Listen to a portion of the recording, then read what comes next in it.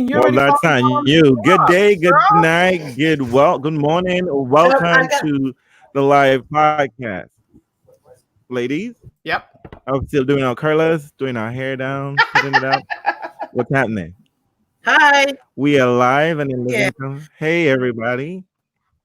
Well, so feeling you the way you do the things you do reminds me of my Lexus coupe. Then you get your I don't like it. Sing. I mean,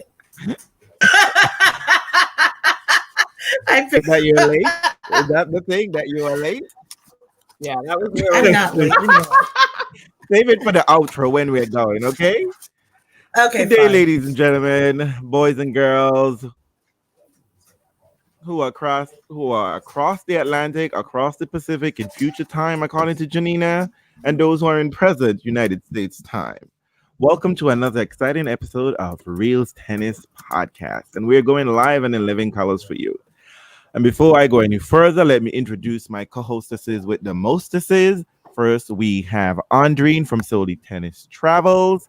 She is live. She is back home in California, I hope, right? Dealing with, and she's already drinking liquor. No, I'm having a coffee actually. An Irish coffee, perhaps. Oh my god, you've got it so right. There is some Baileys in it. Yo. I love it. Listen, I've been up On the 3 other fake hours. podcast that she gets on, they believe she to be where she styles herself as Trisha. They believe her to be a raving alcoholic. So I don't know. But she gives the most salient points on that podcast. I don't know what's the other host's excuses. Oh, they're just boys. That's their problem. Oh, that is true. And we have from far in Ohio, who is now graduating from being a soccer mom to a hockey mom, Janina. Oh, hello. Maya, you cannot eat us for breakfast. Cut it out. Oh, Maya, have breakfast. She's not trying to eat us for breakfast. What's going on? Last week you had a fake voice. No, this week you can't read right. Look. I'm calling your husband. He needs to get you checked out. Oh, You're hell. making some What are we gonna do? mistakes. Sorry. And I remember this today. It is the homosexual of the podcast. We have Reels right here with you. So, ladies, I'm Happy telling New you. Year. It's Happy New Year. It's Chinese New Year, right? Woo! Yes, it Happy is. The New Lunar Year. New Year. Yes, it is. No, I mean, I'm really sad about it. I usually plan like a dim sum thing, and I didn't do any of that. I need to get out there. Well, do it. It's early for you yet. I know. I still have time. Mm-hmm. Well, that's wonderful. Wait, I had- are there any Chinese players still left in the draw? No. No. Hmm. I'm sure there was one that some folks didn't want to be in the draw at all, but you know what? Candy, get out of the chat. Candy's in the chat. Candy has to go. Candy, get out. Get out. She's saying tennis is going to win it. She said she's here to provide all the commentary that we want to avoid. What do we want to avoid? She says tennis is winning it all, as in Tennis Sangren. Oh, that's cute. Girl. I think That's not cute. That ain't I mean, cute. Let me look at his draw. well, I mean, racist is winning everywhere else. Why not in tennis, right? No, let me see. Let's got Federer up next, Andrine. I mean, I'm not putting anything past Federer. Federer is Me struggling to get either. past Kosovic. Look, I have a hot take on Tennis Sangren. I mean, ain't he? I mean, just wait for it. He looked like Loki Ryan Lochte. It doesn't make it any better. He does. But I'm just Oh simply my saying, it's God. just like it doesn't help his cause at all. He looks like I can't even say a poor man's bag and brand version of Ryan Lochte because they're both trash. Okay, but They're both let's deal with the tea though. Why is Sangren making it through this side of the draw? Although it was noticeably weak all along. We can't trust Berrettini in draws, apparently. Oh, look, he got no legs for nothing. You know what I'm saying? Oh my gosh, he was such a disappointment. Imagine Isla got farther than he did. I mean, that's a problem. If Isla is getting farther in a draw than he did. And Borna Choric, they put it. These are the boys this is their section. and they have allowed Sangren to get through it. I mean, everybody. Sam Querrey, Fonini, Berrettini. I mean, Church, I didn't expect. I'm surprised. Did Church get out of the first round? No, I don't think so. I think he actually lost pretty early. He lost to Sam Querrey. Which was a he lost to surprise, Querrey. but I think maybe he's still coming off of injuries. I'm telling you, Bonus putting it all out for Instagram and Twitter. Leave him alone. He's always injured. I think he was, but I think he's returning. I don't think he's fully fit. I'm gonna go with that as the reason. That's your story, and you're sticking to it. I mean, he looked fit, but he ain't actually fit. Yeah, he's one of those. But the truth of it is, like, what is it about Aussie that caused Sangren to do so well there? Does he like the court? Is it because it's so slow? What's going on there? The opponent. Well, I mean, it's the home of Margaret Court. That's all I'm I mean, maybe he connects with people. I mean, no, listen, I'm surprised. Dima said Fabio is shit listed. Fabio was shit listed since last year when Fabio, besides all of the shit Fabio be saying when it comes to tennis, Fabio let Jack Sock get a win for the year. He was already shit listed. Y'all should have been knew you couldn't trust that motherfucker. But no, what happened in that match though? I didn't get a chance to finish it out. I was so tired. The Fabio match. Well, Fabio because Fabio he playing he came in. He had a bunch of all 5 sets all the way through. Yeah. Although I didn't have Fabio getting that far, I was being generous by allowing Pelko Riley to take him out in the first round. I mean, the only 3 set he had it over Paya, who I was surprised Paya let him run away with that match, but it's hard court, so pretty Paya and always pretty down there. It's supposed to be very gritty, clayish hard court. So I was surprised that was. Well, yeah, Paya didn't get that memo. Darren Cahill was talking today about how the Australian Open brought in a new company this year to resurface the courts, and that they're noticeably slower than they've been in the past 2 years. Well, I mean, this is funny, right? Because that was, for people who are like Roofgate, Federer Gate, all the gates. That's supposedly why Federer was winning, because the court was sped up a little bit. But it definitely seems like the court is substantially different, because even Federer was saying last night that Fukosevic had like no aces. I think he had 1. Fed had like 5. And he was just saying it was very difficult to just get any kind of traction on the ball. So essentially, I think someone just crafted a court hoping that Rafa and Nole will kill each other on that court. That seems. I guess that's what it is, because I'm just simply saying they made a point several years ago to say every slam should have a unique court, speed, etc., etc.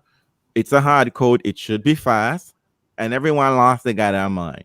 Except you've got a player like a Nick, you've got to think about, if you think about home court advantage, that court doesn't seem like it's going to be pleasing. I mean, they're taking the American approach, right? But also, I think they've changed the balls, or there's something about the balls that the court's also fluffing up the balls a bit much. So, and as Zima pointed out,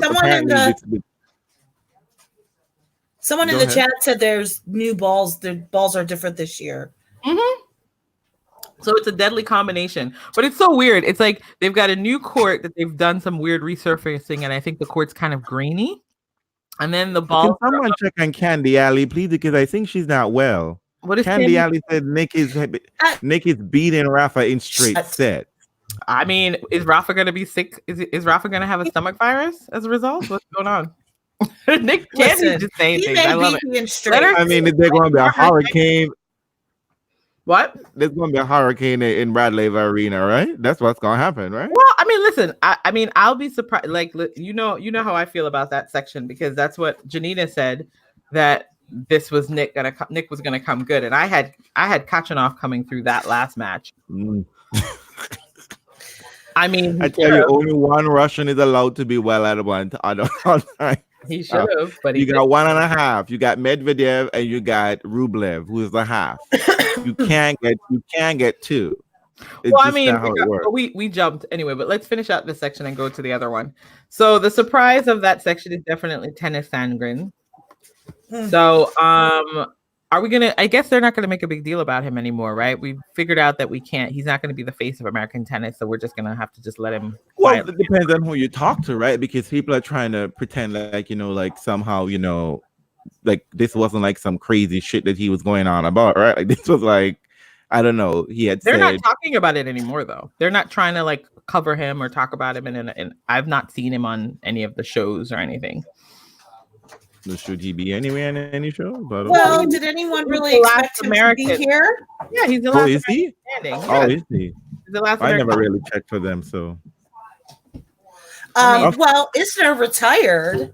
Did Isner What's retire? wrong with him? Yeah. Yeah, Oh, tired in his match. I don't know why, but I wondered what happened because I was like, I thought Isner was going to put up more of a fight than that. Okay, But that's the coach changed the podium. If he Uh-uh. can't ace his way through it, he wasn't gonna. That wasn't gonna happen. Probably has a knee thing. Isner's always had like a little bit of a struggle with his knees. I mean, I got to say the other surprise of this section of the draw is Milos, y'all. Well, I still don't it's trust that favorable shit. in tennis, so. This was No. Stefanos' chance, right? Yeah, it was. But he screwed up, and Milos. I'm still expecting him to retire at some point. I don't know when it's going to be, but when's the last time we saw him actually complete a tournament? I mean, he rarely does, so I was surprised. Right. But what happened in the Stefanos match? What, he had no serve? What's going on here? Like, how? I He think Felix gave Milos detailed notes. This is what you're gonna have to do. You know, Not Milos, deviate. don't talk to Felix. Well, I mean, the enemy of my enemy is my friend, right? So I'm sure he did. No, but I mean, but as always, as everyone knows, this is the ATP winner jinx come full circle because immediately following a wonderful breakout at the World Tour Finals. Dima's fired. Why all these people? Dima says Milos is playing so well. Believe in the sleeve. Well, actually, listen, I'm not he mad does at it. behave that way though. He's never beaten Novak, but nobody else in that section was going to have a chance, right? So, well, no, I mean, we listen. We kind of knew that it was probably going to be either Milos or Cilic if he could get his ass together. Never Cilic. I don't know. I had RBA in that section. I don't know what happened. Actually, I chose Tsitsipas. Listen, my draw's a mess. I don't know that I even have anybody left in the draw. Is someone doing woodwork in the background? No. Oh, because I hear like sawing happening. Yes, actually. You know, there's always something at my house. No, but you know what? I think it was actually really good of Milos too. Because the last thing I remember was Milos hangdog from Labor Cup, and then he just sort of disappeared, right? And I think he went away and said, "Let me heal my body and go for one big run. I can do what Bianca does." I mean, Bianca's just as broken as Milos. But if you're strategic, you just I don't know, Andrew. Right. I don't injury. know. They're both injury prone, right? So Well, they are, just but calm down. Run. Milos has been doing this run. for years. For years, he's been doing this stupid. I'm going to play so well. I'm going to take out a couple of your faves. And then the last time he did well from start to finish through a tournament was when he actually made it to that Wimbledon final. I don't remember him playing it. How long ago is that? That was forever ago. He hasn't played that well again. He's not. I mean, because his body has been sort of broken on and off, like you said. But you know what? I'm not mad at this section. I don't love anyone in it. So I don't love that Milos is the one that emerged. I think Pear probably should have done a little better job of getting his ass through that Cilic match, and maybe we could have had some fun. But you know, is anybody gonna really watch the Nole quarterfinal? Really? No. So, I mean, talk about a sleeper draw for poor Nole. Whew. So, well, I mean, like he doesn't want it any more difficult, should he? No, this is like Nole's doing what you should normally do in week one, quickly getting through these matches without. Yeah, exactly. That's true. Don't talk about court assignment. Don't talk about balls. Just go through the motion. I don't think he's dropped a set, right? No, he hasn't dropped, and he hasn't been anywhere close to even losing a set. Except you couldn't tell by his body language. He has been angsty the whole time, which tells. Oh, he lost a set to Scruff. Yes, I remember that. Which tells me. Oh yeah, he lost that one. Yeah, which tells me that Nole is still a little angsty. You know how when Nole is like, he's playing well, he's still like angsty, which means that either something's really wrong with him, or it's one of those things where if you push him, he may just falter somewhere. And so he's like, he's like, he always strikes me as someone who's also slightly suspicious. So even he's wary of getting through this draw too easily. What does that mean, Andrew? Slightly suspicious. What does that mean? Can you elaborate, please? I mean, I just think he's one of those people that, like, tennis players to me are so weird. They're like, if it's too easy, they're like, oh, I don't know. I expect the ball to drop. Right. You know what I mean? It's like when they win a first set 6-love, they're like, oh, what's going on? That was way too easy. I know. Let me complicate it. Instead of just like, oh, well, I'm on form. Let me continue this shit. Let me keep doing what I'm doing. Like in the second set, let me change things up a little bit because surely he or she's gonna do something differently in the other court. Like, why giving them life? Like, just let it go. I know. I think that imagine if you end up with a Nole versus Dennis Sandra in semifinal. Kill me. Oh my god. Well, you know what? Well, the take for that would be that, if Federer gets through to the semifinals, they're going to be, and let's say Milos takes out Novak, which is not going to happen, but they're going to be like, oh, Federer has a cake walk draw, right? Despite the man just having to fuck it up. But it hasn't been a cake draw because his play has. I mean, you can't say it's a cake draw when someone is taking 5 sets to get through. And he has to in front of him. He can't be like, you know what?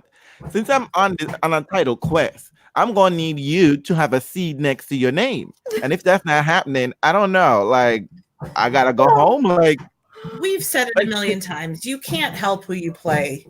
I mean, you play who you play. Analysis that's over there.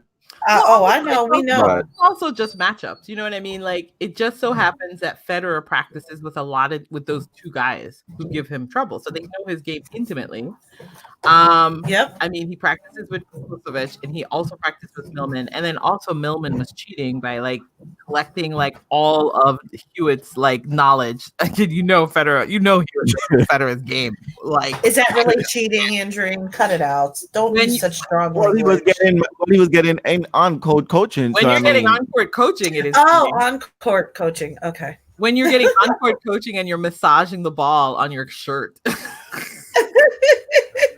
I don't like. Look, I mean, he's Aussie, and how Aussie plays. I'm just saying, when that is a thing, then that should be a thing, right? I don't like the assertion that what's his name, Groenfeld, right? Of all people, was it Groenfeld? Groenfeld, is that what's his name? Yeah. I mean, so what's the assertion? Say it. You don't. I mean, you were fucking around with Maria Sharapova, who been doping for a decade.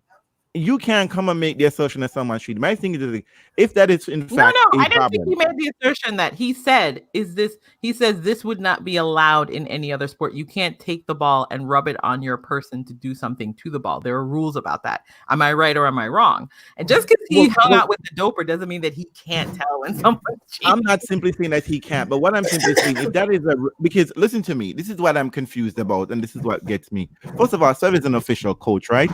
He knows the way to find out the rules, speak to people, whatever the case may be, right? He's supposed to be able to not just say, is this a question, whatever the case may be. He's supposed to draw some inference because he's in charge of young players. He's in charge of players, right? He said it wouldn't be legal elsewhere. Is it legal here? No, I'm not talking about making an inference. I'm saying he's supposed to be able to draw the actual law as to what's happening. Anyway, putting him aside, right? Whatever should he take, how I felt about the situation. What I don't understand is if this is in fact against the rule, right? How isn't tennis can't deal with that situation when it's happening and after the fact? Because they're going to review. I think it's difficult, right? Because first of all, he turned away. He turned away and did it away from the gaze of the umpire. Who's going to call an Australian player on that? Who's watching replay? Are you watching replay footage? No, I'm not watching replay, but they'll be watching replay footage when it comes to Nick. I know, but listen, they'll be doing investigation. But you're talking about after the fact. If it's happening in the match, how does one challenge that in the match? But are they not officials standing? Wait, is he doing it in the bathroom? No, he's doing it on court away from the gaze of the umpire and potentially. But there are officials at every corner of the tournament. Exactly, but not everyone understands every rule at every point in time. You already know that. Some of the players don't even understand the rules. So just aside, what you needed was You needed somebody who was you needed footgate, foot fault lady, because I bet you she would have looked at you like, can't do that. That's the other thing too, right? She didn't. You needed a snitch on the court, but there was no snitches. She wasn't even a snitch.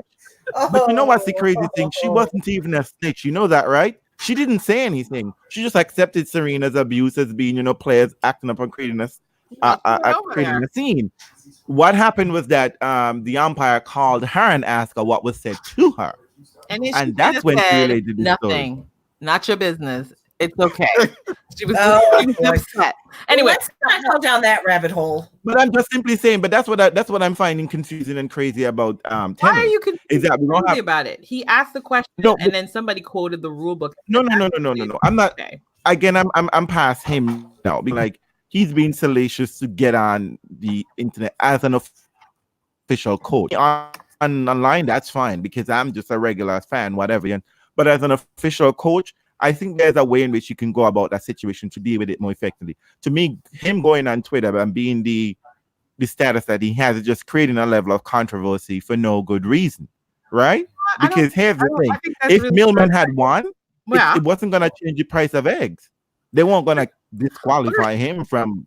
I mean, they could have given him. They could have fined him, right? I think the point of him saying that was to bring attention to journalists who could then raise the issue in a press conference and actually ask him about it. Let's just raise the dead while we're at it, right? Let's just do that. What? Listen, that would inquire people doing their job. Exactly. Lots of people actually responded because he raised the question. A lot of fans had been noticing it, and then when he said something, they're like, "Oh wait, that's not okay to do." And then it was brought up. What you're asking for him to do, Reels, is to knock on the door of the official and said, "I was watching this match and I noticed this thing was going down." Who's doing that at jobs?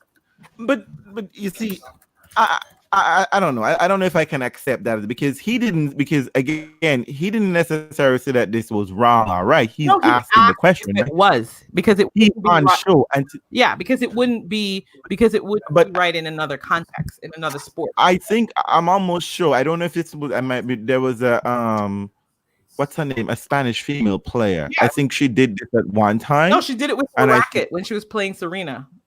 Remember, she was rubbing the ball on the racket. On the racket. And I think that was, I don't know what was the penalty if they give up a violation, a warning or something. But I remember that was an issue then. And here's the thing I'm finding, again, this is what I find confusing about tennis, is that you have all these rules, right? You don't get any bigger in tennis than the majors, right? And people could talk about the Olympics. It doesn't get any bigger than the majors.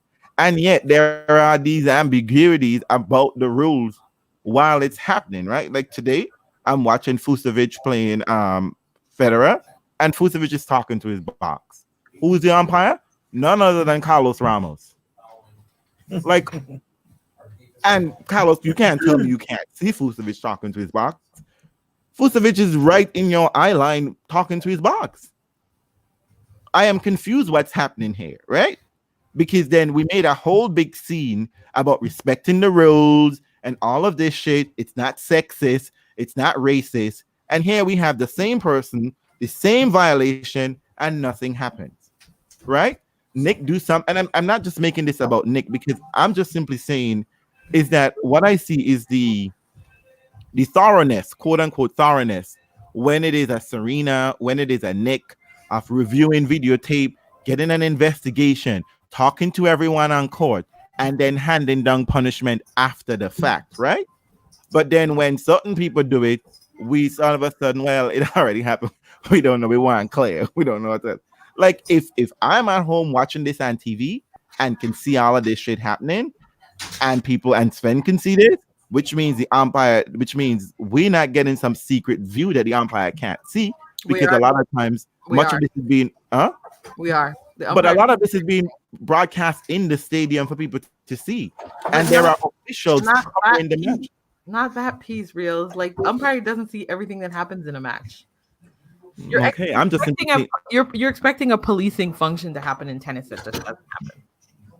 Well, apparently they need a policing function because we're doing all kind of crazy shit, whatever we're going to do. But I get your point. Like when when the so-called usual, misbehaviors do something, it gets called on immediately, and a lot of stuff that shouldn't be called by the chair gets called. But here you have someone blatantly doing something and they say nothing, and it just looks a little more weird when it's an umpire who has maybe gone off the rails at times. I get it, but because for me, here's the question I then get to ask, right? Do we then have match fixing implication here? Right? No, hold on. Let me finish. Because umpires then get to in all of those situations when they're doing some level of thoroughness, right? Umpires interject themselves into the match and they become a feature of said match, right? It changes the complexion of the match one way or the other, whether said person was going to win or lose or whatever the case may be. The umpire, the officiating becomes the story of that match. And it changes the whole tenure of the match. And then here we have a similar thing happening, and the umpire says nothing. Because the umpire didn't see it. Well, but remember, Millman wasn't doing this one time, right? I know, but he didn't see it. And everyone said, how can the umpire see it? And he turned away from the umpire and did it away from the umpire. He turned his back to the umpire to do it. And so you as a fan and you as a spectator are actually getting more information than the umpire. And you're right. The question is, if I've brought it to your attention and somebody also positioned and said, actually it is in fact illegal because there's a rule about this in the ITF rule book, then it's up to somebody to lobby that umpire and make sure that this person gets fined. But all we know that emerged out of the Millman match versus Federer was that Federer had the crowd and Millman didn't. Boo-hoo. That was the note. That was the story, right? And no one follow up on this because let me tell you something. The journalists are not watching the match. They're watching the same coverage Iron's fan watching. They're watching it on TV in Melbourne. Yeah. They are. So that's so I'm curious because sometimes they offer like fines after the fact. But that's what I'm talking about too. If there is one, I'm just curious to see if there will be one. And sometimes they don't report it. You might have like somebody like a Ben who'll then give you the list of fines. So I want the list of fines fucking published daily. Oh, you want? That'd be kind of a cool part of it. So right? Yeah. All these things that is known though. That is known to the journalist. It is put in a press package. I think it's part of the press package. I think you have to seek it out and actually engage in publishing it. Yes, it might be known, just like how maybe the daily schedule is known, but whether you take an interest in publishing it is another thing entirely. No. Oh, you mean the journalist? I mean, well, I don't know what happens now, but I've known in the past, I'm not mistaken, that there's a daily report and they publish fines. Fines, yeah. In the daily breakdown of the day before. So for those who are in the know, let us know if Millman got a fine for trying to mess with the ball. It didn't help him win the match, but good help him take. Look, I'm just simply saying I watched that match, especially the tiebreaker. I don't even know how he didn't win that match. because God don't like mean, ugly people, but that's not true because God is watching. Because love, I'm about to love.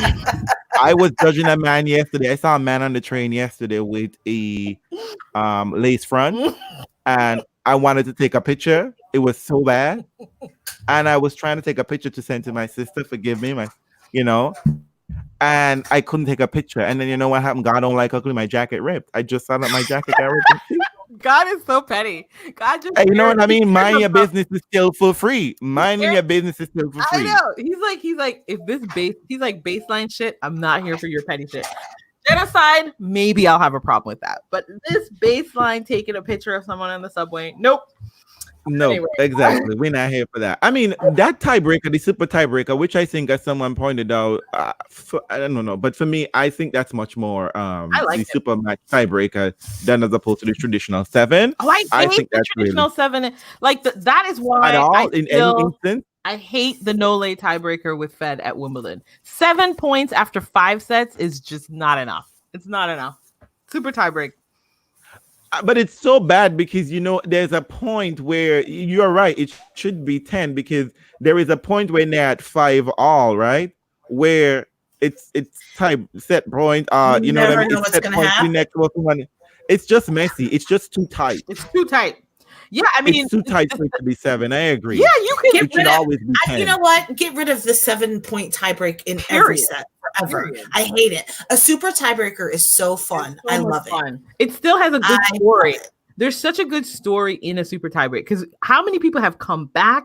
How many people have lost? I mean, it's amazing that you can. Because being at 7, like if you're at 7-1 or whatever case of me, there is still that There's hill still to climb, time. right? It's like you go up a hill and just like, oh my god, and then you turn the corner of that hill and just like, fuck, it's deeper up. Hey, yeah, I do agree. I would definitely buy in for that. 10 points for all tiebreakers, no matter what. Tiebreak, super tiebreakers. Thank you. Whoever introduced that was it? I think it was. I don't know who introduced it, in but my doubles, face right? is for it as well. And Dima is But like, I super love tiebreaker is great for deciding sets. It feels Very like much its so. own mini Very set. much You're so. right. You're right. Because it's too tight when it comes to 7. You're right. I agree with that. Finally, a rule that tennis loves. I think Yeah, if we're let's gonna do it. Let's do it for all the slams. Just if you're going to do a 5th set tiebreaker for the men's side and a deciding match tiebreak, it's got to be a super tiebreak. I think that's the change at Wimbledon. Especially after 12 games. Yeah, it's ridiculous. I don't think we even need to go to 12. I mean, come on. I know. I just want to give a shout out to Susie because she is tweeting like hell for everybody to come and join us. Thanks, Susie. Yeah, no, that's Thank you, great. Susie. Super tiebreak. But I like. I mean, let's get back a little bit. Let me tell you something, Federer. I'm going to send you a little bill because heart attack. But I appreciate nonetheless that shade on Hewitt. I'm all here for shade on Hewitt. Oh, yeah, but let me tell you something. I mean, like Millman did everything, including cheating, to win that match, and that super tiebreaker. That mofo was just hitting spots I didn't even think Federer imagined could be hit. He didn't even think the ball was going to. Federer was just like, the fuck? You could see it on Federer's face. I'm going to be in the press room, and this is what I'm going to say. I'm going to formulate my answer. When has Federer ever snatched it right away? You know, even this morning, serving for the match, Federer got to be all dramatic about it. Vucevic was already done and dusted. Like, he was just like, I'm over it. I am so over this match. And Federer, I mean, Millman, in Millman's head, he had won that match. I'm sure Millman, and let me tell you something, the loneliest shot, the worst shot I've ever seen in all of sports is when they walk by themselves going into the locker room. That ain't right. What? When they do what? When they do what? When the losing player has to walk by themselves, pass into the tunnel to go wherever they go to the locker room. What do you want, a fucking escort? They should put it to song. They should put it to song. They should start putting. Had a bad day. Look, listen to me. Bye. And you know what? Let me tell you something. This is why I don't play sport. Because if I had lost a match and I'm walking back in and I hear the play out, they're talking about, well, I mean, I already played well. I'm coming back out. We're gonna fight. We're gonna dust up. Because I don't want to hear, especially one of those matches where I felt like I was going to win this match. And you were talking about like, well, it was a great fight for me. No, motherfucker. You need to tell the truth. I was sloppy. That's what I'm going to hear you say. You're going to say that I fucked up when I had the chance. I dropped the fucking ball. The world needs to hear that. You want special out here, motherfucker. Listen to me. Throwing blows. Well, the one thing I will say, Federer's already noted that it looks like Sangren had some hip issues. So Sangren, I'm hoping those hip issues are still around. Look, so before we move on to the women, can we please talk about Federer's on-court interview today, where he thought he was like the stand-up comedian discussing the name tennis? Oh God, I know. It was so bad, but I was like, "Oh my God, is this happening?" And the crowd was completely flat. They didn't even play along. Like, he says, "Tennis. Oh, well, he was never going to be a baseball player." I didn't even hear that part. But wait, so bad. But we've got to go back to the other. We got to go to the other side of the draw. We spent a lot on the other. You know what? We didn't get any of our popcorn matches, y'all. Listen, I don't think I got any matches. Let me tell you something. I mean, geez, let me knock on wood. And this is my popcorn match. Yeah. Because, I have been steeped in 18th century white woman novel, and I decided to take my time and watched, fully invest in a match late night, and it was Zverev versus Nando. I mean, you know how I feel about Nando. I mean, How we was always that say match? How Nando, was it? but it's Zverev always won Nando, it right? straight. It's always Nando. Let me tell you something. I didn't know if I was watching a real match because Sasha was magical. What? Like, Ooh, no double. magical. I mean, listen to me. Sasha, I didn't even think Sasha believed he was actually playing the match. I thought he was possessed. I think he had 3 double falls for the whole match. Wait, 3. stop. I am not even kidding you. Let me go look Tima up to these said stats. Verdasco looked so old in that Zverev match. Wow. No, And I wanna I say- don't think no, that's not even true. Let me tell you something. Half of the shot Nando missed, Nando wasn't supposed to miss them. It's like Nando was like, the fuck is happening? It's as if someone was magically there and then stopping the ball. Because Nando kept like, it's supposed to go over. Like he was doing all the right things. The real Sasha question was is, serving like a beast. Sasha was acing on command. What? Listen to me. I am so impressed. I'm like, Unreturnable. It was crazy. but 6-2-6-4, and Sasha's in the 4th round. What? Okay? This was the How 4th did round you match. say? Sasha peaked too soon. No, we cannot do this to poor Sasha. He doesn't. He I ain't trying to tell never gets out of the first.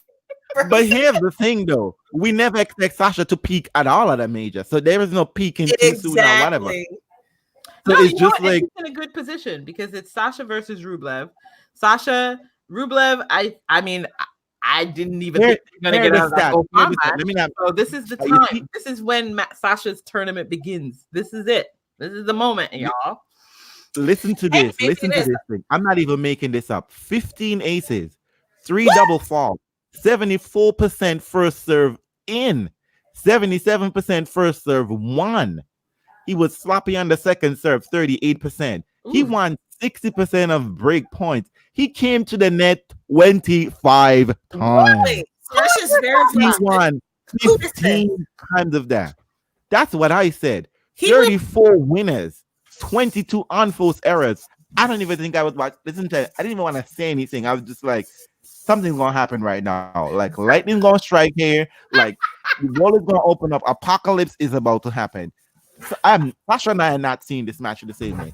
And I'm telling you, Nando did not play badly. It was just that I don't know whether to say Sasha got played lucky. great. It sounds like I we don't know even that know he's no. We know that Sasha is capable of good tennis. It's just that it doesn't show up where we At the want Master Series. Sasha Yeah. plays great Let me tennis tell at you the something. Master Even Series. at the Master Series, listen. Even though Usually Sasha has gets won well. some Masters, we've always looked at it, the result, and gone like, it's a little surprising. Listen, I get it. It sounds like Sasha is like actually coming into his own. That sounds fantastic. I can't wait to see. It does. I'm excited about it. I am too, because I would really like if anyone to be able to win in a major for free Ooh, when these other I don't want it to be him over Steph Dominic. So before we finish the Oh. men's side, y'all, we have a nice set of matches coming up. we do. I mean, we've got, Wait, before we do that, just real we've real got quick, Rafa versus Susie. Nick. We've got Rafa versus Nick. Monfils versus Dominic Thiem. Oh Then wait, you versus Stan. Yeah, those Rublev are some versus quality Sasha. matches. And then you've got Sandrin versus Fed. And then you've got Milos versus Nole.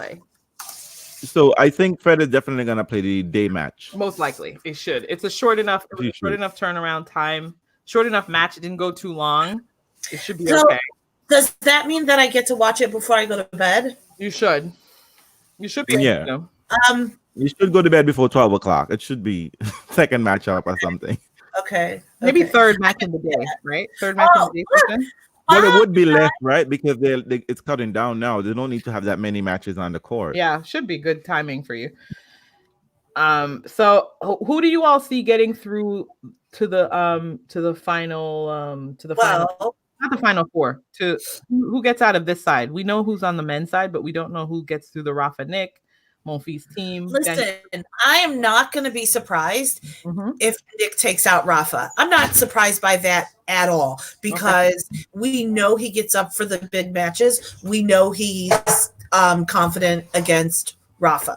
So I'm fine. In that crowd, That crowd, oh my God, at Nick's last match was electric. It was that crowd carried. You know they're ready. You know they're coming ready. They are ready, and Rafa, it was just that match was so good. If you didn't see it, at least watch the highlights. I thought for sure Kyrgios was out. Again, thank God for a super tiebreaker. What a mess you are. I don't like Zverev. I have not seen him play yet, but he's got Rublev next. And that pasty motherfucker is good. and Rublev isn't one to lay down and die. The only thing that he has to hope Rublev help this out but Rublev is known to have trying these odd results, right? Getting bagel, getting breadstick. So I would Sasha run. Run if you can get away with it, run. Can I tell you? My draw is such a mess. I didn't even realize Monfils was still around. Yes, Monfils. You know what? What we gonna do? We gonna thank Gulpus for making it through there and giving Monfils such a nice 3-setter. Oh my God! Daniel says Rublev is gonna drink his blood. Okay, I'm not even shitting you. Last night watching head is comfortably in Alex's. It's 3-0. It's 3-0. But when did they play last? 29th. Where was Shanghai outdoor court. Oh, wow. Hey, I'm hot court. Long ago. 6-love 7-6. Actually, very comfortable. He's actually always handled. Like I said, Rublev throws in these odd results. It's like Rublev runs out of battery energy. You guys, even his profile picture on TV when they're like upcoming matches, whatever, he looks not real. He's so pale.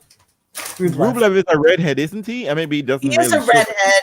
And he looks like a vampire. You're so funny. Well, he's gonna need 9 lives to get through that. No, I'm just kidding. Are they playing in the night or are they playing in the day? I love it. It'll be fun. Let's see what they do. So I basically just want Rafa out just because I really need Monfils to hopefully get through his match and have a chance. Monfils versus Nick Kyrgios would be really fun. Oh my God.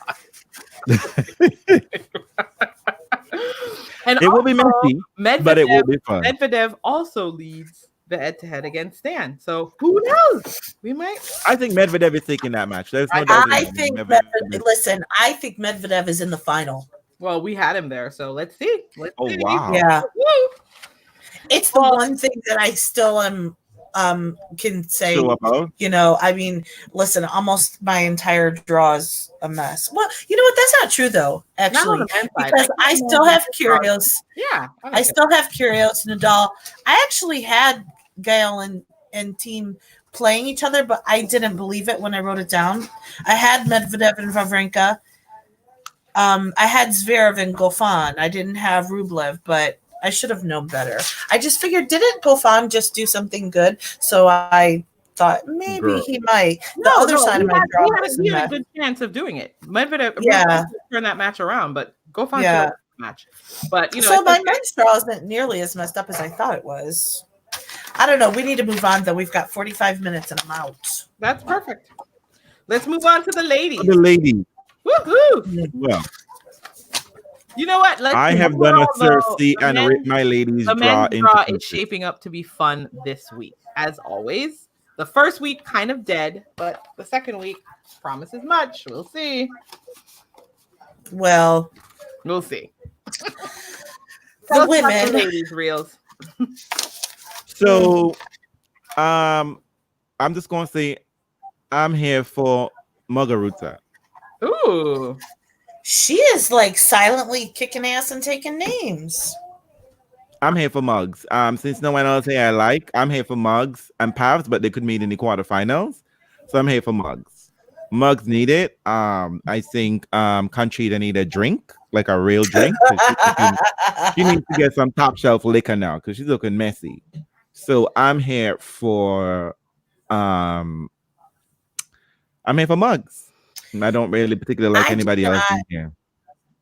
You guys, I did not get one single person left on your draw. None of them, not one fucking person. I'm not even kidding. Really? Yes, really. You had Barty. You had Barty. still around. You had Barty. Her section was pretty weak, so you had Barty. What round are we in? But you know what? You know this thing. No, we're at for the Barty section. We're at the We're in the quarterfinals. quarters. We're the Yeah, quarters. I didn't have her getting there. Oh, really? Yeah, And then, I'm out. I got everything wrong. This Oh, is the shit. first time ever. Do I get a prize? Because I got it all wrong. listen, I get it wrong too. I thought Petra would be dead in the water. Why is Petra suddenly so healthy? What's I going know, on right? there? But it's been cool. It's been relatively cool. I think she And got she air has quality. definitely, But what about the air quality? The air quality should be. but she stopping has right now. reined in her emotions. You know, she hasn't allowed herself to get frazzled on court. I have been watching her. I mean, you can't be messy and wearing messy outfit. Well, there is Serena, but I mean, like, Serena's she has been. horrible. I mean, usually when Petra is playing bad, it's just downhill, right? But against Sakari, she just really honed in herself and just because Sakari took early, Petra broke back, you know, again, and they went to the tiebreaker, and Petra lost the tiebreaker. And it's like after all that effort, girl, Petra, Sakari is going to take your number. But Sakari spent all that energy in the first set, and Petra just ran away with that second and third set. So I'm here for Petra, and I'm here for Petra not winning the whole thing because I'm really here for Gabby. I mean, though she hangs out with Chelsea Handler, but I'm here for Muggs. Lovely drama girl said the air quality has improved. Yeah, she went Well, you have on. to remember that You know, some people think it was fine to begin with. It's What? subjective. Air quality? The air quality, yeah. No, that's not subjective. You can measure that. yeah, but I Well, think you can they measure, had- but didn't the they way do that something- it affects you, people. I mean, Sure, just it's because different, the yeah. air quality numbers say that's what I mean. Because it's not Okay, bothering okay. everybody. And of all people, you would think that Petra would be like curled up in a ball somewhere. Listen, I'm And telling you she's- right now, she's probably going to be winning this thing because anytime I think that Petra should be ill or sick, she ends up winning the I day. She's know, not right? right. So This bitch. But you know what? But here's the thing, though. Here's the thing with Petra, right? I think you can't trust her to last 7 matches no matter what. That is always a gamble. No matter if she's playing hot streak all the way to a finals, she's still, you know what I mean? Because she had a fair chance in last year, the Australian Open, but she's probably looking to defend those points, so you never know. I mean, So, it's a good but I job don't for think her. I didn't think she was going to get back all the way to that final. So look at her. Let me. the second week. You didn't think she was going to get to the second week? I mean, I thought she was going to get out of the first round. So whoop whoop on me. And here I go. Now I got to be cheering for Barty. That's just not right, y'all. But it should be fun. Why don't you like it? It isn't that you don't like Barty, you just don't care about Barty. Is that what it is? You know what it is? There's nothing about her that appeals to me. And I hate to say that because, usually I'm all up for the nondescript person in the corner that everybody cares about. But Yeah. it's not doing it for me. She doesn't do it for me. I'm a lady. We're all ladies. So that means that you got to be bringing something for me to be like, yes. You know what? I didn't really care about her, and I don't really care about her, but I liked her better after seeing her in press. She's quite snarky, and she's savvy, and she cusses a lot. I like that. And she's like, she's very earthy. That's very you. Janina, she's going to drink with you. That's what you like. Like, you and Ashbody can go around and drink all we night could long. do that. We could totally do that. But she was like, listen, I'm not a fool. You're the media. You're going to twist my words around. So I'm going to be careful what I say. She actually said that. And I was like, finally, somebody fucking gets it and doesn't think that you're here to be their friend, because it's just so fucking friendly in the tennis press room. And she doesn't buy into that. And that's what I like about her. That's very smart. But when we do our top 6, who gets me excited? It's always the cool ones. I love the cool ones.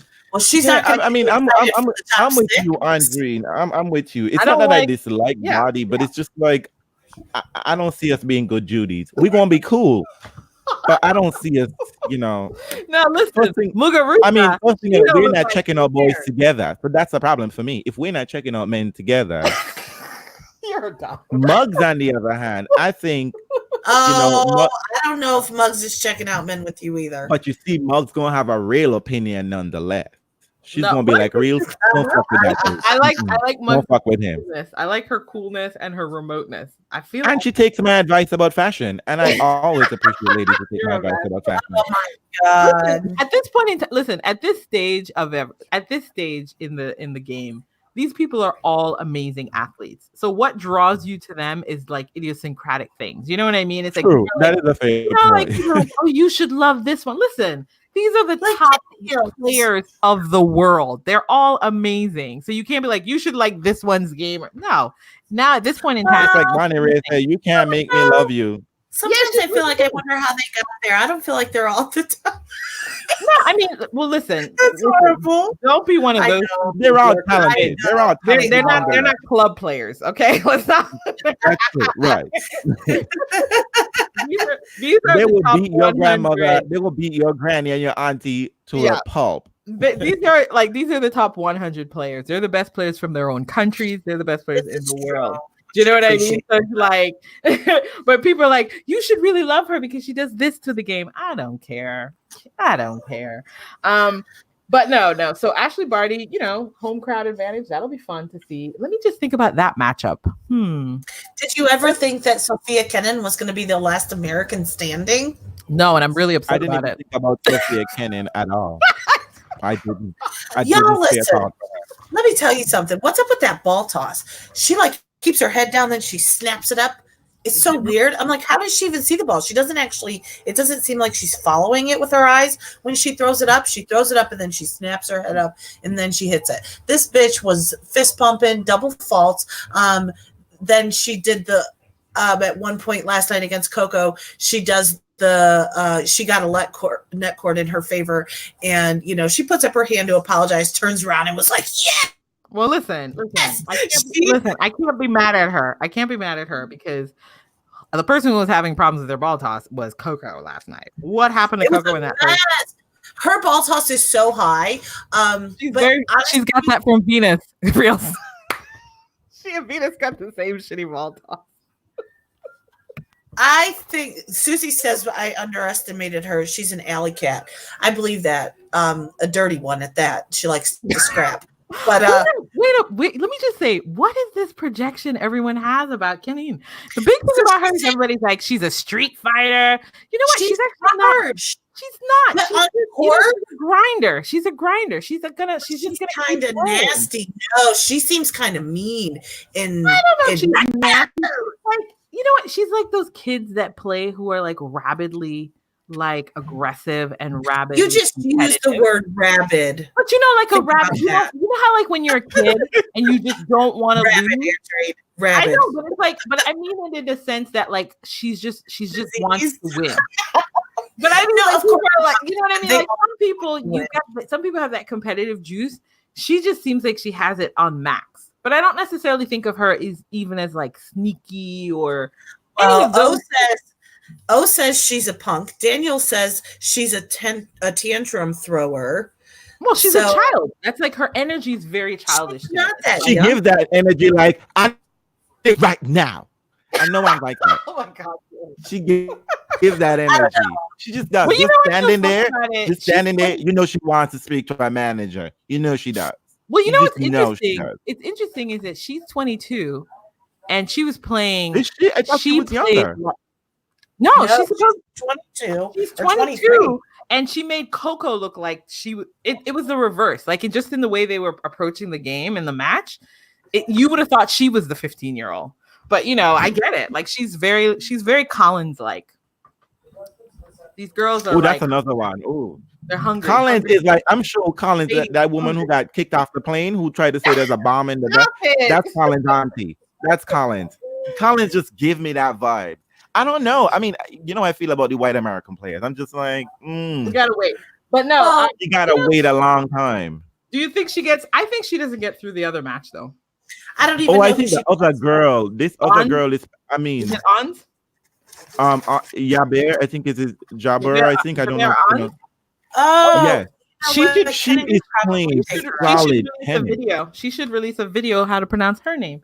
Right. She's like, I don't think she gets through that match. I think Uns is a little bit craftier and will have a better read on her game my sense of that.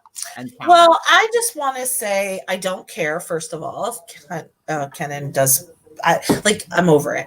But I do want to say, I watched the match last night with Coco and Kenan, and I am just nothing but more excited about Coco. Of course,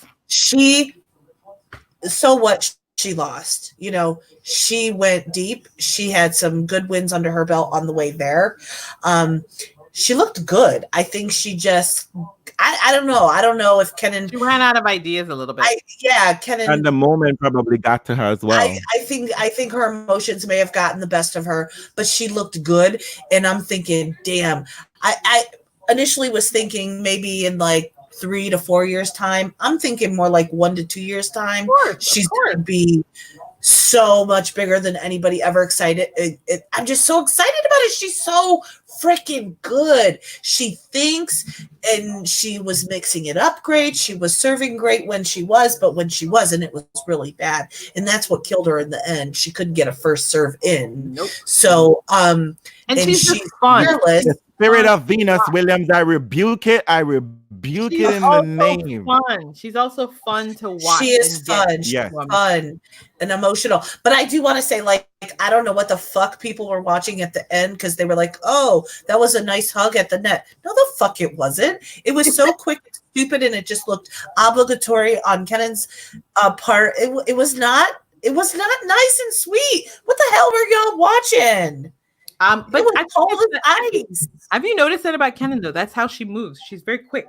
So the hugs are going to be quick, the handshakes are going to be quick, the movements are very quick. She's just a darty player, That's not. Well, maybe she has ADD. Anyway, as for the match that I did get to see with her and Osaka, I don't know. Osaka didn't show up.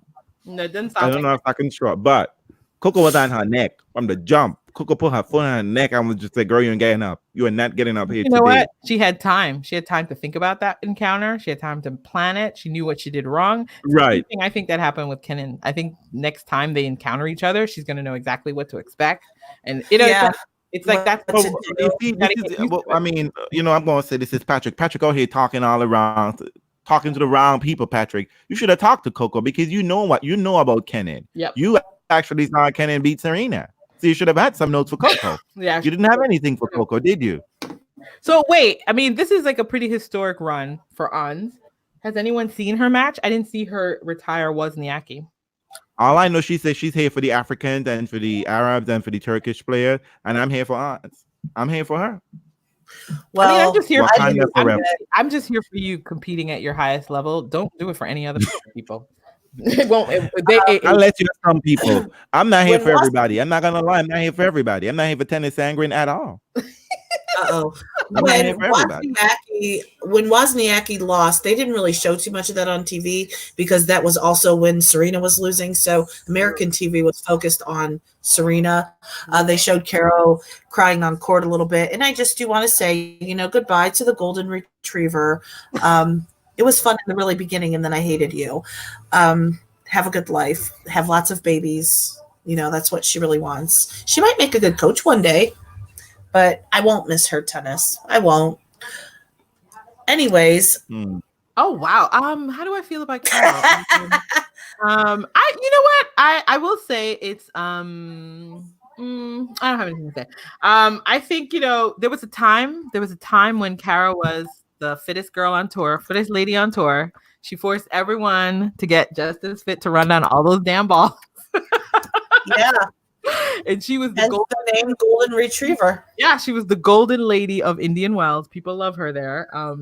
So I think I ended up enjoying Carol more off court than on court. She seems like a very lovely lady. So I wish her very well. And come back like the others do after a couple of years.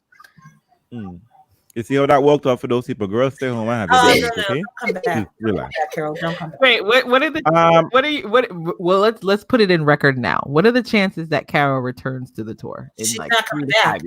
Okay. Caroline wants to get married, have babies, and be a mother. That's what she's wanted since she got left practically at the altar. All right. Listen to me. Let me tell you something. If Carol had maybe the dementia ground stroke, maybe it might be worth coming back. But She's girl, stay home. They're gonna embarrass you because the generations of people like Coco and all those other girls from around the world, I don't even they're not think gonna. that. I think we might see her on tour. I really think that I really truly believe she might be a really good coach, and if she, especially if she does it relatively soon when she still knows a lot of the players on the tour. I don't think she's going to come out of retirement and try to play again. I really, really don't. I really Well, feel why like would she Caroline come back and? because But I don't know why she would come back off of why she would just retire from the tour, and then being the joy of having babies and all of those things, et cetera, et cetera. no, I don't know that she will. She's I'm never saying struck if she me, but you comes think back. I think here's it my would be in assessment with that Carolyn. capacity. What? Pause. But I don't know if she wants to follow the tour again because being a coach, as everyone has been telling, it's a commitment. Because you're basically following the players all around the world. So you too are living that jet setting life. But here's my thing about Caroline Wozniacki. At the beginning, I thought she was like an overachiever kind of person. She reminded me too much of Martina Hingis. So I kept, my distance because, I don't like Chucky. But none of this, she didn't have any of these stage craft at all. She didn't have the craft that, Hingis had. But I just always thought Carol was just never the person to, and I think Bridge P often says this, to take her game to the next level. She just never really wanted to improve. She wanted to improve in a certain kind of way. I don't know if it might be a situation where what coaches were recommending was something that she thought was just not something for her. Or it wouldn't work for her body or whatever the case may be. But it was always too much on her daddy. And I always get antsy when I see children, adults, are not separating from their parents. When it's always, I think Dominic Thiem is struggling with this situation. And also I said Jennifer Capriati struggled with this. Hingis struggled with this. It's just I'm not saying that you can't beat your parents, but there's a time when we have to see the adult there. And everybody who tried to help Carol, it was just, and I just never really liked. I just hate whenever you hire someone to do a job and then you're trying to tell them constantly, help me, and when they're trying to help you, you don't want their help. So I'm always I don't know about that. I think that Carol maximized very well her game. I think she was at the her limitation thereof, right? Yeah, and she just walked along the line. That's a fair assessment. I think she was a very hard worker. I think she got as much out of this as you possibly could, and she finally nailed it by getting a slam. She was at the top of her game for a very long time without that. She's far luckier than some of the ladies who retired without having gotten that. Mm-hmm. And I just, Elena Yankovic. Yeah, and and the other thing about it is, listen, I think she's made a very conscious choice about the importance of her father in her life, and I'm not mad at that because it seems like she's very much an adult in her own right. I mean, I just, these men are problematic. These men coaches are very problematic. So maybe there was some stuff that she just didn't like how it all played out, and maybe it cost her some slams. Oh, women! She had women over there around her.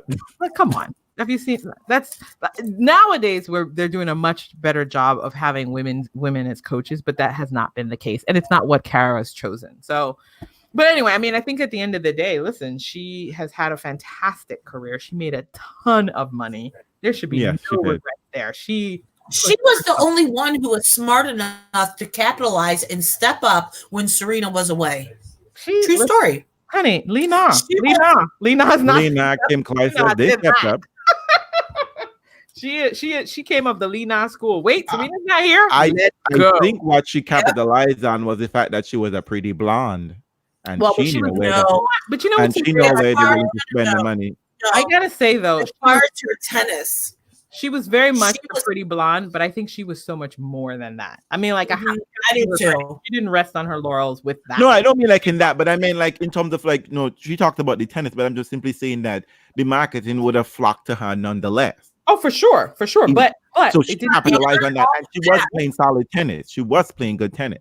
Yeah, she never seemed to rest on the assumption. I mean, she wasn't a Kornikova. Not to say anything bad about you, Kornikova, but you can't say that's you can't just say she like lived and rode on the blonde thing. No, I'm sorry for that came out. That's what was understood. No, I meant in terms of like when Janina mentioned the fact that that she stepped up when Serena was absent, and as you pointed out, that wasn't the case. Kim had stepped up. Lena stepped up. But I think where she made a ton of money was that she was a young, pretty blonde. Yes. And the marketing would attract to that nonetheless. Marketing. Anyway, and plus Lena was Asian, and they don't know what to do with her unless they're trying to make her into some kooky, try to sell some egg fouillon or some nonsense like that. You know what I mean? Yeah. And Lena could make that kind of money in China anyway. So which she did. Well, I think there was another retirement, but it's not lost. Caroline, I think the other Carol was it Carla, not Carol. See, let it go, Andre. Let it go. You don't care about Carla. I do no, listen, I actually really enjoy Carla. I do. I mean, Kit Neals is great. Watching her play live is a fun ride. She's got a beautiful. She's playing really good tennis, she can play phenomenal ball. Remember when Carla had that wonderful run to the top 10, and then she got to Spain, and the whole thing fell apart. All that pressure suddenly collapsed. I wish this year, Carla, here's my wish for you this year, is that you would ditch the ugly dresses, you wear some pum shorts, wear pants, because you're gonna look good with that. What is that? No pum shorts for anybody. Leave her alone. Some hot pants. Let's call them some hot pants. What? And you wear a crop, not a crop top, but a halter top, whatever, sleeveless, and you get a nice slick back, hair wave collar, and you come on the court and you just rock that shit.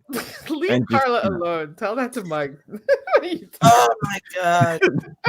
Mug would look good. Have Mug ever worn shorts on court? Wait, I think we both interrupted you, Janina. Were you going to say something about Carla, or was? Sorry about that. Well, I'll miss Carla. I won't miss Waz. That's all. Well, I think this is Carla's last Australian Open, but I don't think it's her final match yet. Yeah, it's not her final match. Well, Master Ace says Carla's retirement's not getting to talk like Wozniacki because Carla's going to continue to play throughout this year. Wozniacki is done. She will not be playing anymore. I don't understand. So I think that's the difference there. I don't know if it's because of the age of social media and whatever. Players retire all the time, okay? And I don't know if we're trying to make a big deal about everyone and everything. Carla hasn't achieved the status that Caroline Wozniacki did. It's just the way it is. And she would get a big platform. Caroline has a larger platform. Plus, Caroline has a larger platform. She won a major. She's been number one. I mean, Carla has not achieved those things. Carla hasn't even been to a major finals, if semi-finals, I'm not mistaken. You know what I mean? Well, but time. She had a chance to surprise. Got some time, Carla. But don't fuck with Venus one more time, Carla. Don't fuck with Venus another time, Carla, because I ain't playing, girl. I ain't playing. I do like how Carla was like, I still got some hits in me. So wait, Curios asked Carla to play doubles 3 or 4 times, but she says no. Yeah, he said it in press. Oh, look, Carla wants to win. Carla ain't fucking around. Carla wants to win. Carla ain't want all this mess. Is she playing with somebody else? Are we going to talk about the fact that Venus is playing mixed doubles with the number one player? She lost. But we're not talking about it. But his player is the one that was doping and suspended. His partner. Yeah. Are we even going to touch on that? I mean, I love Venus Williams, right? I really love Venus Ebony Star Williams. But I have, as always, I always give my girls some constructive criticism. Venus, if you want to, you have to plan ahead, and you just can't fuck up somebody's program. Because for Cabal, he needs this doubles money. So if you know you want to show up for the mixed double just as a by the way shit, you understand what I'm saying? Don't fuck with the man. Wait, weren't they up a set and a break and then lost it in a super? Don't do that. Don't be doing that, Venus. Get your shit together. I know that people with racist comments, whatever. I ain't here for any of that mess too. But Venus, you can't be doing that mess. When you come to a tournament, make up your mind what it is you have the effort and energy for to do. I know Coco embarrassed you. Coco was you, okay? Because you've been snatching those girls' wigs, those old ladies' wigs back in the day when you came on tour. And I was here for all of that. And I'm happy it's Coco who's snatching your wigs than Akala. Because I won't be able to swallow that.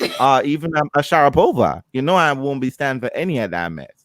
But Venus, if you want to show up for these tournaments and you want to play doubles or mixed doubles, be committed and practice. Because you weren't serious last year when you picked Francis Tiafoe. I don't know, fuck was that mess.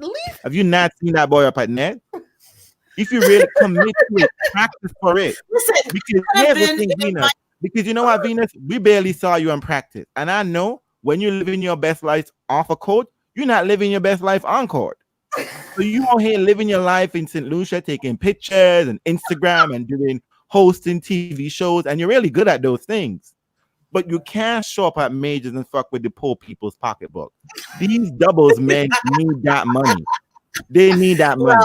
No, Cabal could have asked somebody else, and he could at least get around 2 money. And here's the thing: they got whatever money they make, y'all got to split that in half. No, that's even chump change. I'm sure even tell Cabal take the whole check. No, Don't play that. She doesn't need that money. But you know, Venus and Cabal, they could be good, but you got to play before you get to the damn major. Exactly. I mean, clearly he doesn't have a partner. Don't just see the man around the locker room and be like, "Hey, what you doing this evening? Wanna come hang out?" Nuh-uh. Don't do that, boo. Double. So why don't you make this something this year and do the damn thing? You know, play and get involved in the situation. Don't pick Rajiv Ram because he's unreliable. Let's learn from our past mistakes. You are so mean to poor Venus. Okay, y'all know I never give Venus bad advice. Never ever give Venus bad advice. Wait, what is lovely drama? We gotta wrap this up. So let's move quickly. But she says, let's talk about Sloan. I have something to say about Sloan. What are you saying? Sloan has to do something with her eyelashes. I am 100% convinced that she can't see. She has way too much going on there.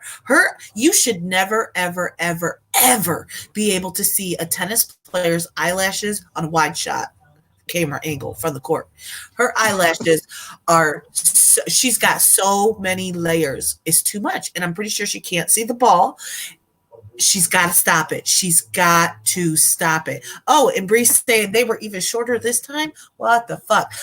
I mean, okay, but you know the other thing. All right, so let's think about this. What do we know about Sloan? Sloan. This is what she does. She doesn't care. No, it's not about not caring. It's like Sloan. Zenobia is married. I thought Zenobia, you're not married to Federer. No.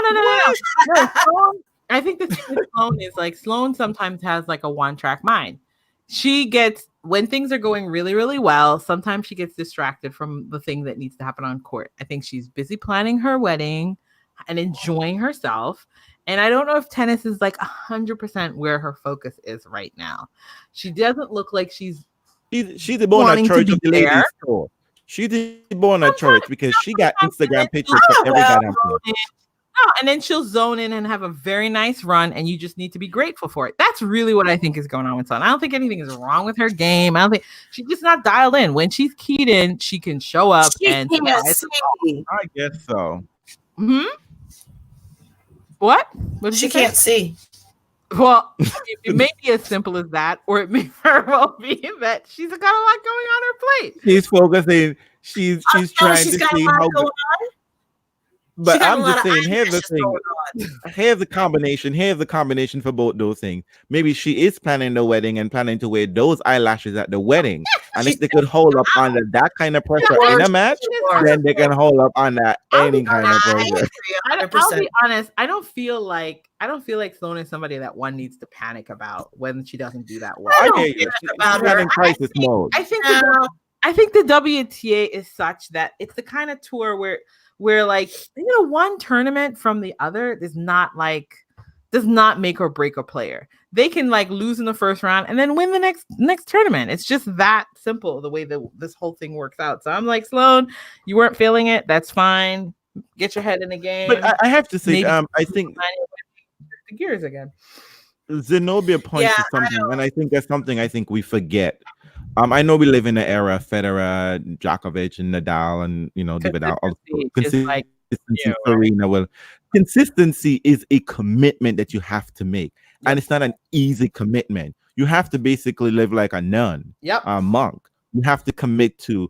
You can't go to all the parties. You can't be on Instagram taking pictures, because we know for every one picture that's on Instagram, 50 million will take in to get that one perfect shot. That's a lot of energy and effort and time. It is.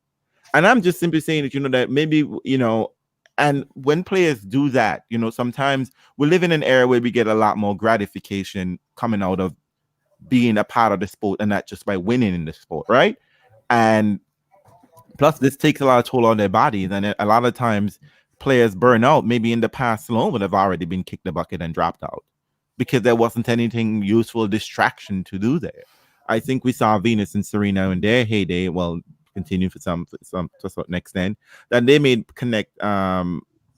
they made a point to have different distraction and to their father was their parents and the support system was very clear that you cannot be 100% focused in tennis. You would die, you would kill yourself. Even Roger Federer has taken some sort of like, you know, distraction. But when he's focused on tennis, he's dialed in, and the commitment when Roger winning, you know, every given Sunday. I mean, like, you didn't see Roger anywhere, you know, he wasn't had, you know, taste of tennis. He wasn't anywhere. You know who said that? Remember, that's what Golba said about Novak. When Novak shifted into winning, he said that Novak had changed, right? And it's like, boo, I can't go partying with you. I can't get around. Yeah, because Novak used to hang out with what's that other boy's name? Tip Zarvich. Oh my God, he's from his country. Tip Zarvich and the other one. Yeah, I know. You're talking about the one who got for doping. I can see him in my mind, but I can't. Yeah. Troyki, yes, Victor, yes. They used to hang out. You remember they made that video about Rafa? Yeah, they used to be hanging. And then in order to get to that next level of consistency where even your C game is unbeatable, you have to commit to a level beyond just the ordinary.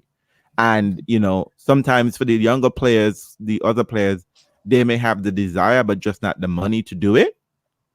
And that could be the problem. But I think sometimes, you know, players just they're not ready to make that full-on commitment. She can commit. But she has time. She doesn't have time.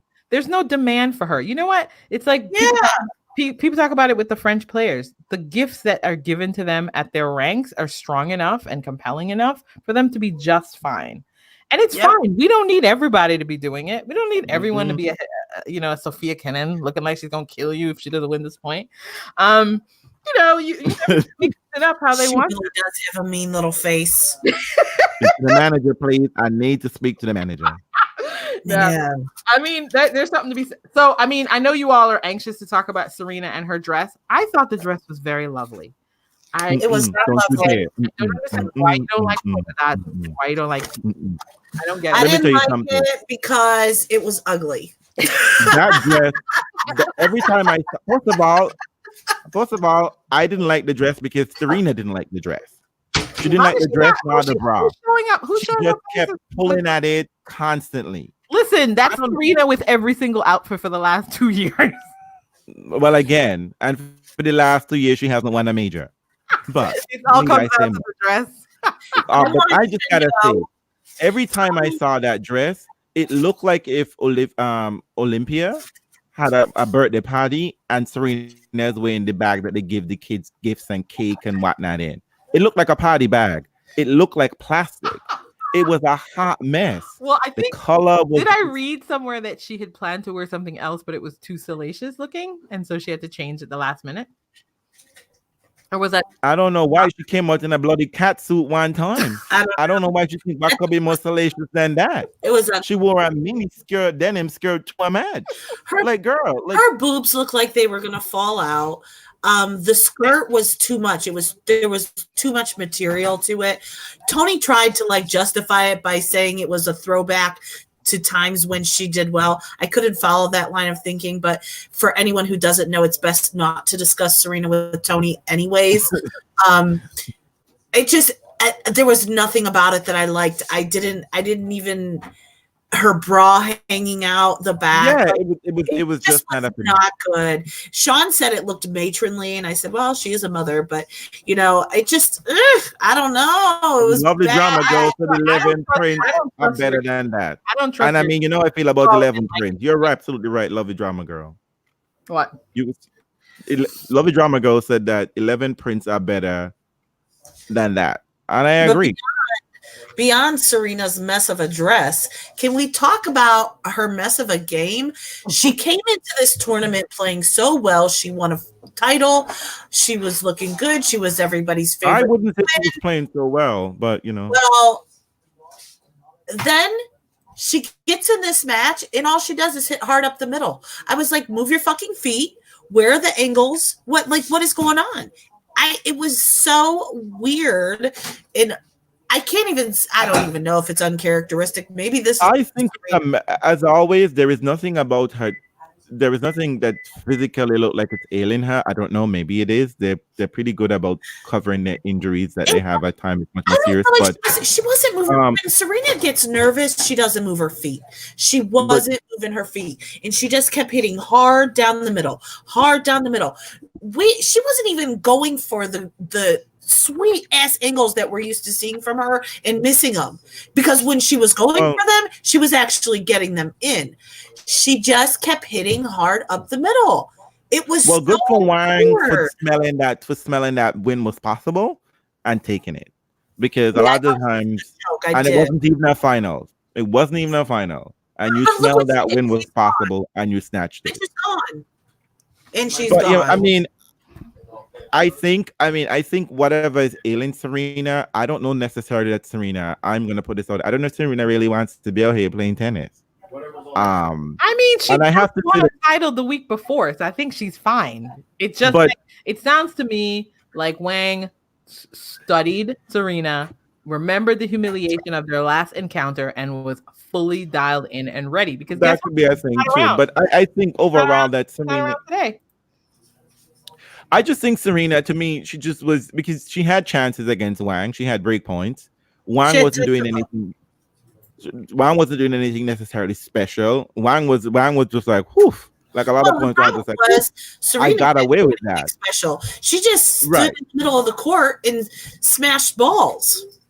That's all she did. Wang was just like, I got away with that. I thought, but you know what?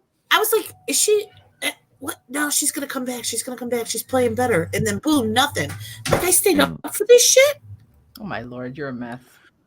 I think Serena needs to. I'm going to say that, I think some of y'all are crazy out here talking some shit like, Serena needs to get Margaret Court to Margaret Court be relevant. That's some trash, because Serena ain't got to do shit for Margaret Court to be relevant. We could just make her relevant right now. She wouldn't even be a thing. She is relevant. That's why. 2, people shouldn't be carrying on. Serena needs to stop focusing on her daughter. What the fuck is y'all problem? Y'all are crazy. Like, it's sport. She like just won the week before. The people need to calm down. But what's the other one? Treebed. What's Treebed name? Pliskova? The one who makes money? Yeah. She was like, well, nobody was there. Girl, I hate that shit. That's something Rafa would say. Yeah, listen. I appreciate that shit. Pliskova, who was there? Shit. Did you watch her loss? I watched most of it. I don't take the moment to really watch Pliskova's matches unless I have to. Oh, but I did some of it. And I would have to say that I think that Serena needs to find a way to figure out matches, because I think she's getting lost and stuck in her head. It's not necessarily because that is translating into her tennis. That it's just, there are technical things that you can see that she's not doing. It isn't like she's at her best and she's losing these matches. Do you understand what I'm saying? This isn't like a hard fought battle that she's losing. She's losing this match because she is sloppy. That she isn't doing the thing that she's supposed to do. It's not like when she plays Azarenka. When Azarenka, you know what I mean? Like, they're going toe to toe. That's not happening. Serena's just being sloppy, and I think she needs to figure out how, when that is coming on, how she can fix that, because she's giving everybody a freebie. It don't matter if you're ranked 200 or you're number 2 in the world. Serena going to give you that match.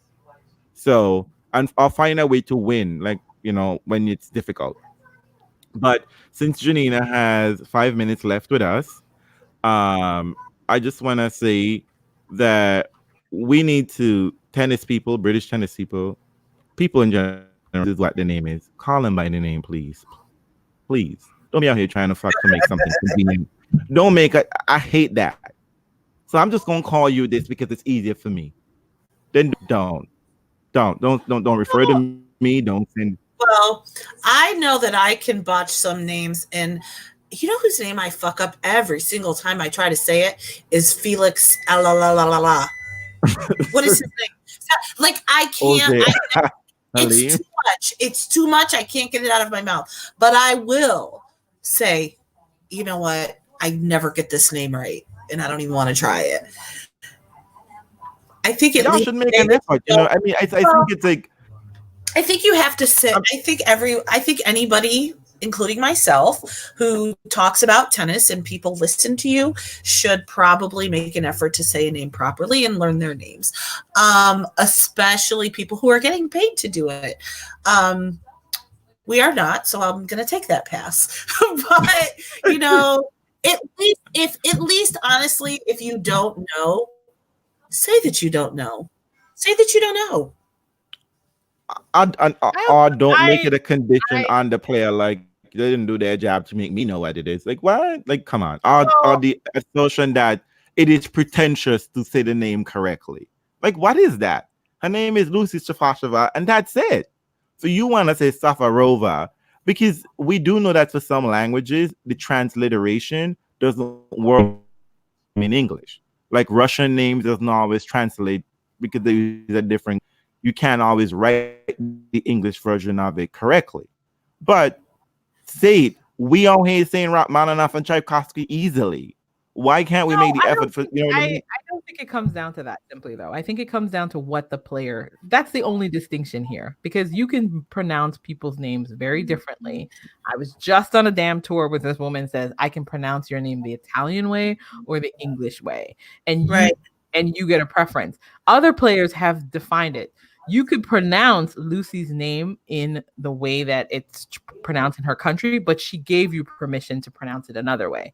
That's what's happened. So if a player decides sometimes it's mere exhaustion, isn't it? What? Isn't it sometimes mere exhaustion? Like, oh my God, I'm so tired of correcting you motherfuckers.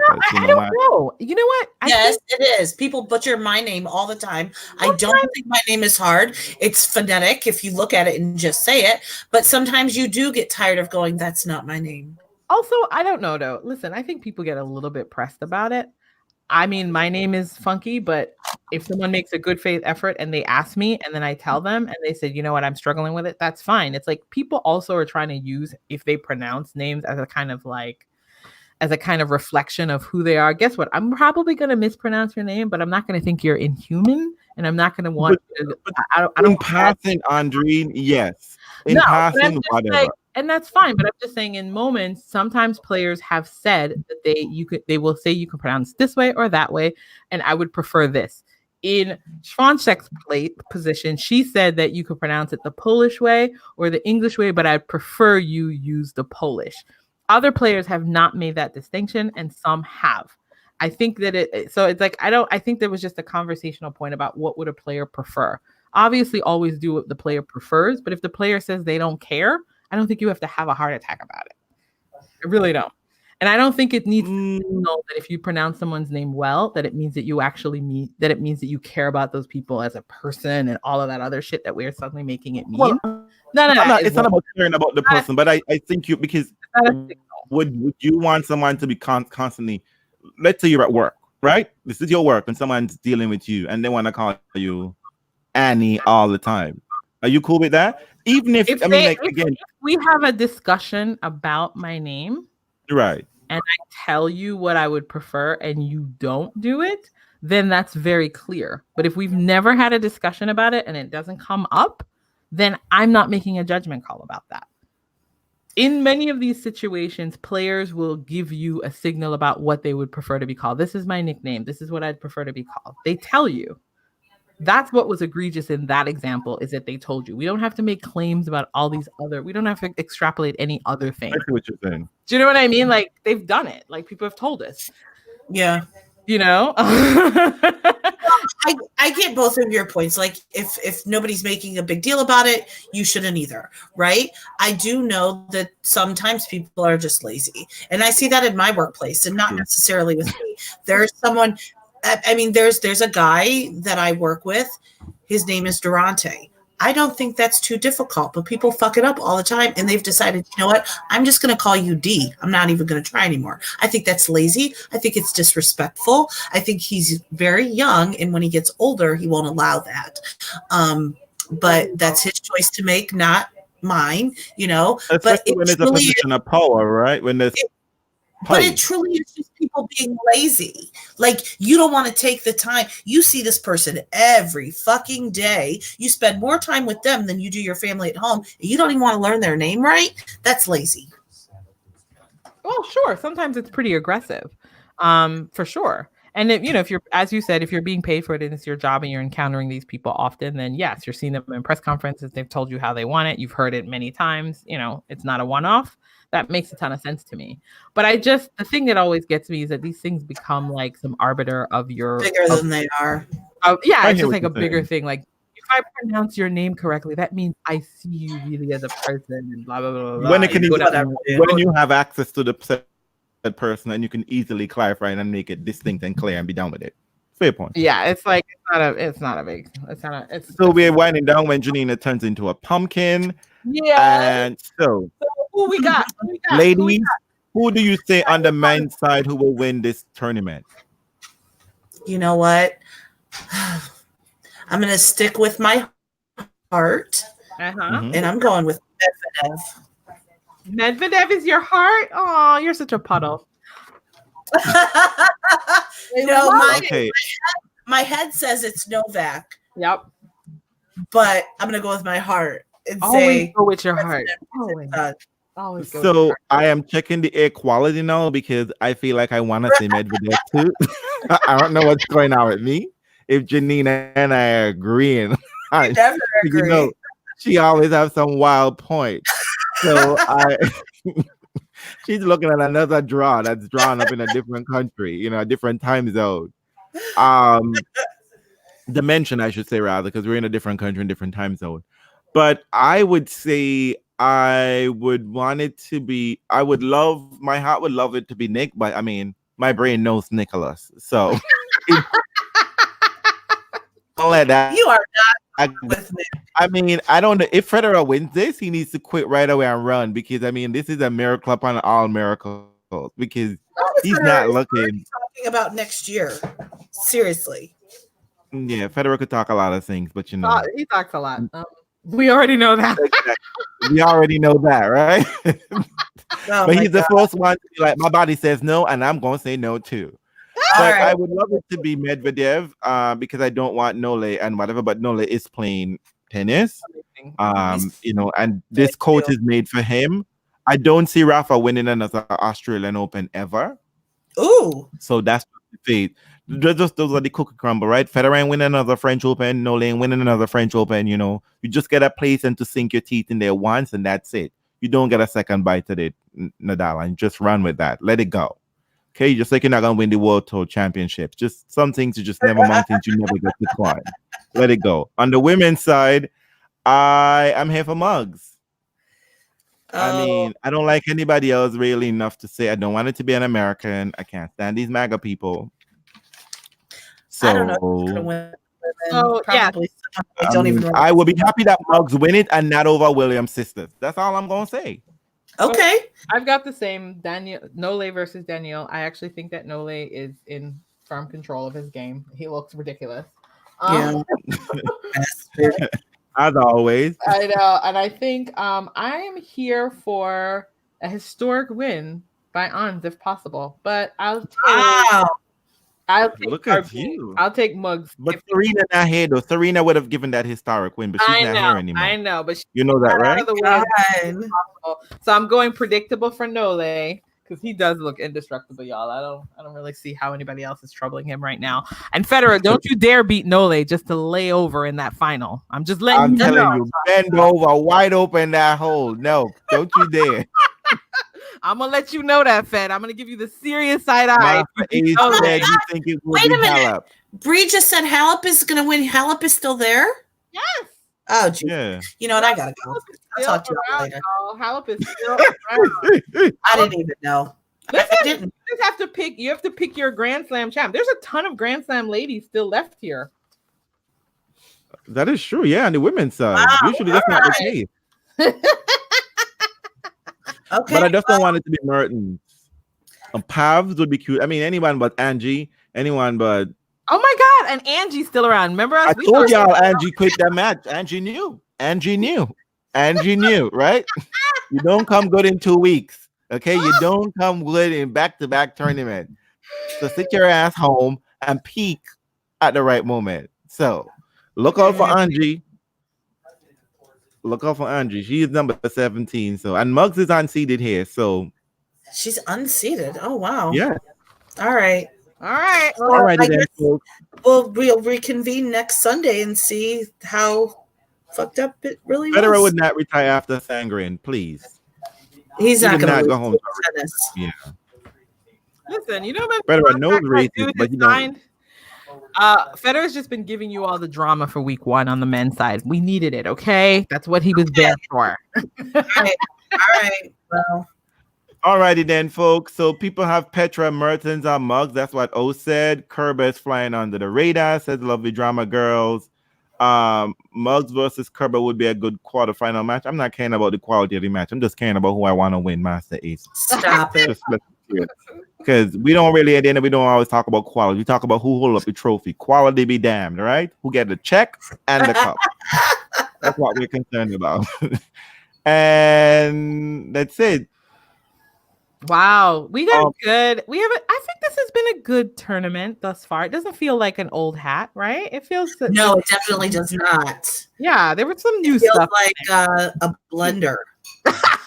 And two, I want to make 2 final point. I think compliments my friend Deb Shackle 52 on Twitter. She says, "Can we retire the word intimidating while talking about Serena?" Daniela Hantakova. I mean, retire that. I mean, you're a pretty good commentator otherwise, but you know, Daniela She's just Hantakova sounded like she had triggered by PTSD. thinking of her past. She's thinking of her own past. Yes, she sounded like she had PTSD. She's working through her trauma. Girl, do that to These young girls are not intimidated one bit. You know what I did appreciate? Go ahead, Reels. And the other one is just, can we stop retire feisty for these little white girls? Well, I don't know. Kenan is pretty fucking feisty. I just that ain't no word for Kenan, okay? I want to say I had made a mental note, and I totally forgot this when we were talking about the Coco Kenan match. Not one time, and I mean one time, and I was full disclosure, or you know, before someone says yes, it did happen. I was watching on the ESPN3 app, so I know the commentators are different there than what's on TV. Not one single time did I hear somebody say Coco will be the next Serena or compare her to Serena. Not one time. And I was literally shocked and so happy that Coco was given her moment and not just talked in, relevancy to another great tennis player. I think they learned it from Sloane. I think they learned it by it was. I hope so, and I was thinking that too. But it was really, really nice. Really nice. I mean, she's so pure, though. Aww. Master Ace said Djokovic and Halep. Master Ace. Honest to goodness, though, I appreciate it. You know how the reputation that some people have in pressers, Coco sounds like a young person. Continue to be that. Thank God. Yeah. Be interested in the things you're interested in. Don't advance too soon, okay? Worry about driving. Right. Worry about your mom. I mean, you're seeing that, but other people are already seeing a whole. Like, don't cry, girl. You ain't supposed to cry. And also, to the person who's getting on her for crying, it's okay to cry in sports. It doesn't mean. Guess what? Federer cried after losing the final at Wimbledon. He cried off court, but he did. It's okay. All right. Actually, he cried on court losing 2009. Tears are okay for people to express themselves emotionally. It is an emotion. And I know Millman had a good old cry. Yes, like, it's okay. In fact, on court, Millman was trying to hold back tears. He was holding back tears. I mean, you could see when you go back again. He was just squeezing he felt that. It was almost like Federer had jumped over the net and drop kicked him in the throat. It's all right. He felt that. It's all right. It's okay for people to cry. Don't worry. But you know what, Millman? Take comfort in that Leighton Hewitt felt that even more, 20 times more. He's like, I take comfort in that. Just like Federer just cut him off at the throat, like, he was doing about Federer. Look. I comfort in that, Millman. That your buddy, your pal, your friend in the box, whatever. And Francis Tiafoe, get a fucking coach. All right, get a fucking coach. And we're about to go. Janina, enjoy your day. Andreen, you still have the whole morning. Lucky you. And fans, don't forget, Janina will be announcing 2 weeks for Tony's calendar. Okay? Janina, you made that happen. Let's meet each other online. So who's coming up first? Let's see each other in line. What's the first match we're all going to meet each other for? We're gonna meet each other for the Rafa Nick match. Let's all stay up for that. No, goodbye, Andreen. You're crazy. Fine. Okay. Nobody. Wait. Nobody I think for that. I know y'all are here for that Nobody's getting Mertens early for that. Halep match, right? Y'all gonna be there for that Mertens Halep match. Listen, I'm here. Screw that. I'm here for the Monfils team match. That's got to be the day match, right? I gotta see. Yeah, that. it is a Let's day all match. congregate for Monfils and team. Will that be Rafa, tonight? It should be today. Yeah, Rafa. Okay. Yes, Rafa and Kyrgios are the only night matches. Perfect.